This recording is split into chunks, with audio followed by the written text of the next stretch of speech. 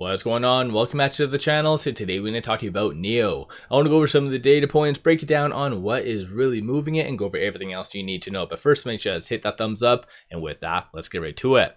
So NIO is up 1.59%, 502 the low, 523 the high, and 28.2 million shares being traded. Most of that volume, as per usual, is linked to algorithmic trading. Just the weird thing about today is most stocks are getting suppressed by algorithmic trading, whereas NIO is actually getting pushed higher because on the secondary market, there's only 4 transactions above $100,000, 3 of which are buys, 1 sell. So big money, I guess, is buying NIO today, if you want to consider it that way, but algorithmic trading is really pushing NIO higher. So it's inverse, completely inverse today to logic.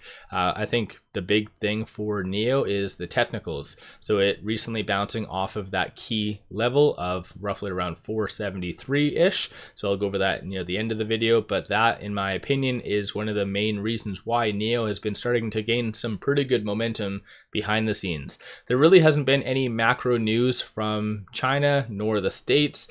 No official documentation from NIO. There was a couple of things that did come out. So the Clean Parks edition of the ET5 and ET5T has been filed with the MIIT. And so yeah, I think in general, good stuff. This isn't really a reason to buy anything for NIO or a reason to sell. It's just a good FYI. Market generally does like kind of new launches and kind of refreshes some demand, I guess. But nonetheless, the only other thing that came out was from Alfonso. As per usual, he's very bearish. So NIO ET9 deliveries fall to 110 units in November, and that is a decline of 13.4%. From October. So nothing really crazy coming out associated to NIO, in my opinion, both bullish or bearish. It's just a good FYI. So as I mentioned, I think it's just the algorithmic trading really pushing NIO's technicals. Looking at shorts, they are returning 937,000 shares. So that obviously is helping NIO really move higher as well. 11.21% of the free float is being shorted, works to be 155.17 million shares overall being shorted. I did bring this up in my weekend video, but there is some signs of naked shorting happening. So there is about 86.3 million shares on loan and then 155.17 overall being shorted. So there's more shares being shorted than on loan, so that obviously doesn't really jive. So if you believe in naked shorting, this is data kind of presented or is kind of showing that. DTC sitting at 2.26 days, so as per usual, shorts are kind of overextended. Aside from all that though, quickly going over to this, so looking at NIO, this is SoundHound. So NIO right now, about 1.5 million in calls, 485,000 in puts, and then 45% of all the options being done are bullish in nature. So there's like a certain level of optimism that NIO's good momentum kind of streak, if you want to call it that, is kind of continuing and will continue. From a bull standpoint, you see a consensus for it to be roughly around that 550 to 6 by the end of this week. Bears are anticipating for it to be sub 450 to 5. So you do see a little bit more kind of back and forth. These are some of the transactions that did occur so far today on the dark pool. Dark pool is often enough used by shorts as well as hedge funds. Aside from that, with it at 512, it is trading between this S1 and this S2. So I am looking at the 1-day chart. So these are very strong support and resistance points. At the 4-hour, it does have a strong support of 499. So it kind of bounced off of that general range.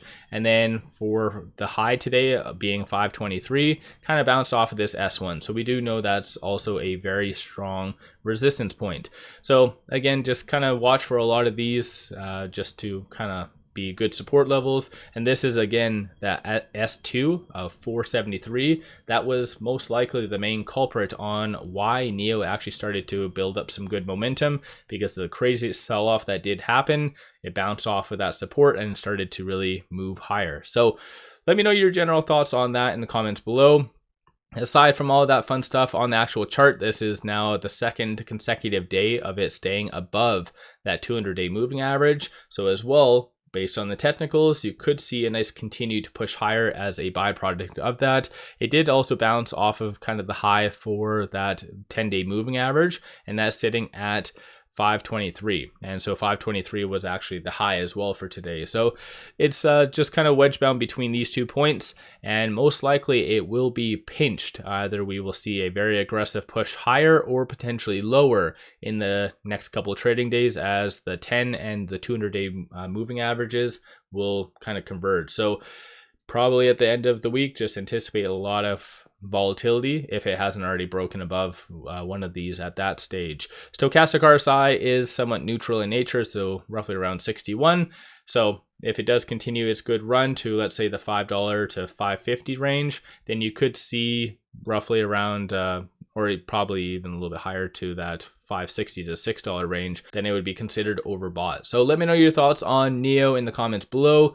I know I've posed this question in the past, but what do you truly feel in the short term is the next big catalyst? Do you think that there's some big reason that people need to get in and retail and institutions need to get in now?